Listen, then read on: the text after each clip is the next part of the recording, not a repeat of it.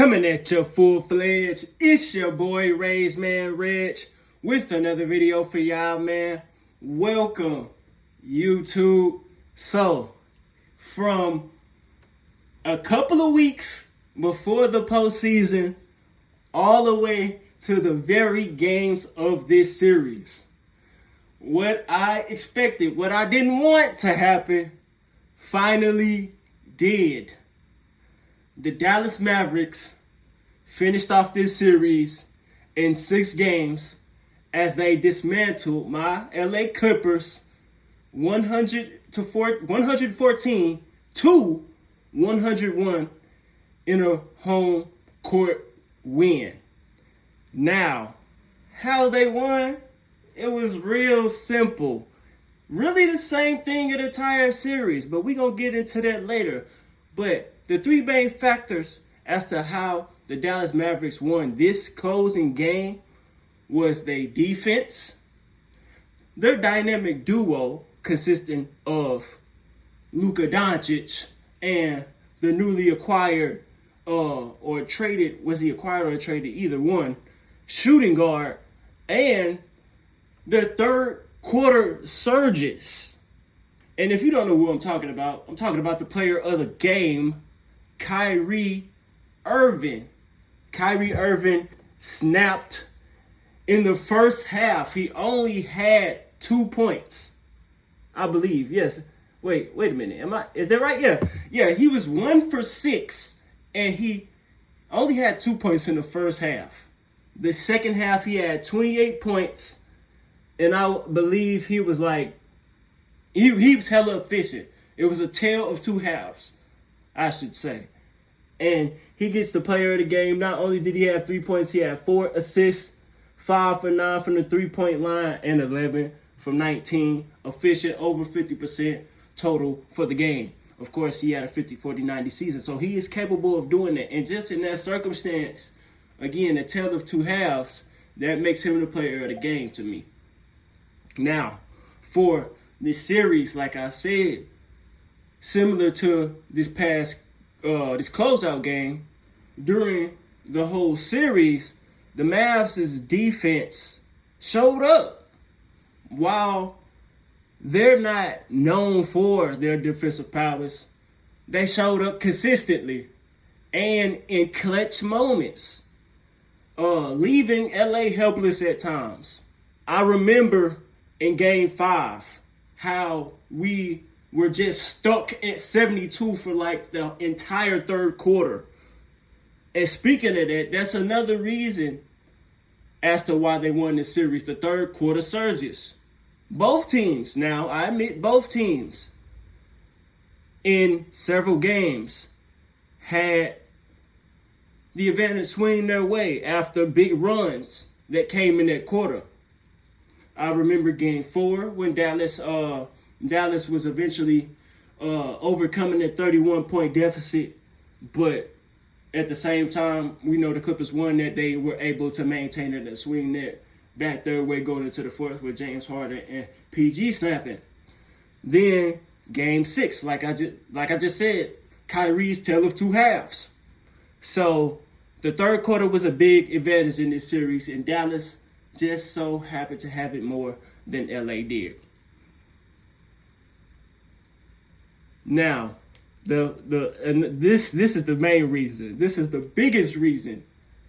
The dynamic duo. That's the biggest reason they won this series. Arguably the best duo in the league. We know Jamal Murray and Jokic has something to say about that. But, wow. I was skeptical about them 2 in the playoffs, bro. But this shit is working, and during the entire season. But we saw how they became the hottest team coming into the postseason, and they keeping it going. And their defense is showing up. Like I said, Luka and some of the guys who were on the team when he was facing in his earlier years, they finally overcome that, get that monkey off their back that was LA in the playoffs. They finally got that off their back, and who knew all they needed was a little changes in defense. Not too many big changes, just some changes, and a bubble superstar shooting guard in Kyrie Irving. Now, the player of the series, I'm going to give that to Kyrie as well.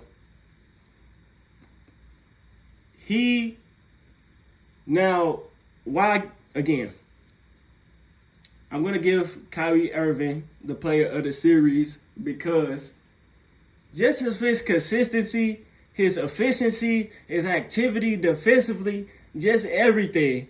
If you're not a Dallas fan, and let me just say this because we know how the media is. The media is very strong. It's very powerful. So if you were, let's say if you wasn't to have watched basketball in a long time, and you just watching this game, just no dog in the race at all, you would think Kyrie Irving was the main guy, and that's how he was coming off. Game 4, when the Clippers won, Luka, he had an okay game. He only had 29, almost had a triple-double. That was okay, but his shooting wasn't there. Kyrie showed up consistently throughout this whole game, either if it was him having an okay game, a solid game in Game 5, because in Game 5 he only scored 14, but he did a lot of activity. He was hella active on the boards. He dished the ball, and Kyrie Irving is hella timely and intelligent on defense. So, yeah, we became victims to that, LA. So, yeah, this is Kyrie Irving's first Game 6 since 2016. He is 13-0 in closeout games, which is crazy. That just goes to show how clutch he is.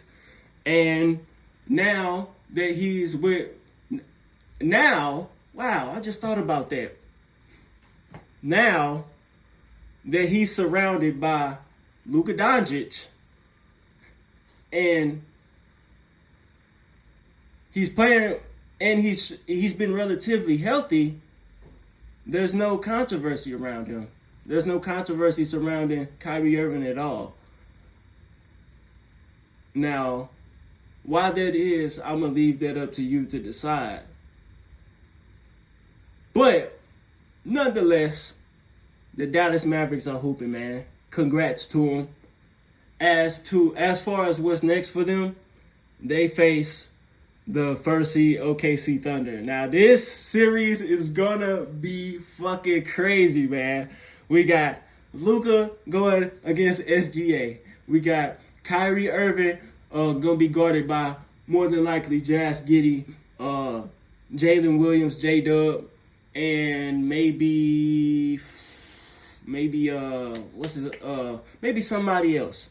But that's going to be a great series. I'm going for OKC in it just because I think they a better team. It's just simple. Dallas knew what to do with LA. They've had experience with them in the postseason. They got the personnel they needed to beat them, and they finally did it. And albeit Kawhi not playing, but we still go give him credit. And I'm not that type of guy.